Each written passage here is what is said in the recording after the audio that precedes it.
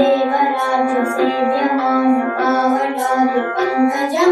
ज्ञानयज्ञसूत्रमेन्दुशेखरं कृपाकरं नारदादि योग वृंद वंदितं दिगंबरं काशिकापुराधिनाथ कालभैरवं भजे कालकोटिभास्करं भवाब्धितारकं परं नीलकण्ठमित्सिदातदायकं त्रिलोचनं कालकालमम्बुजाक्षमक्षशूलमक्षलं काशिकापुराधिनाथ कालभैरवं भजे शूलटङ्कपाशदण्डपाणिमादिकारणं श्यामकायमादिदेवमक्षरं निरामयं प्रेमव्यग्रमं प्रभं विचित्रताण्डवप्रियं काशिकापुराधिनाथ कालभैरवं भजे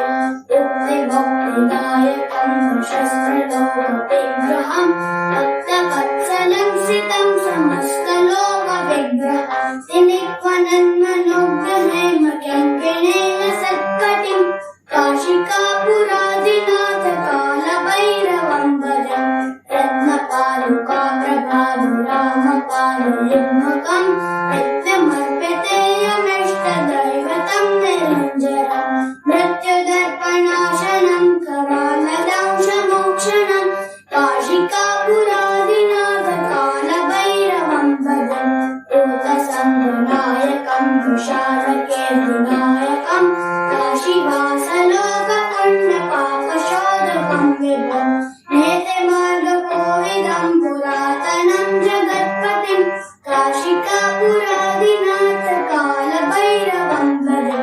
कालभैरवाष्टकं पठन्ति ये मनोहरं ज्ञानमुक्तिसाधनं विचित्रपुण्यवर्धनं शोकमोहदैन्यलोकपोपतापनाशनं ते प्रयान्ति कालभैरवां त्रिसन्निधिं गृहं काशिकापुराधिनाथ कालभैरवं भजे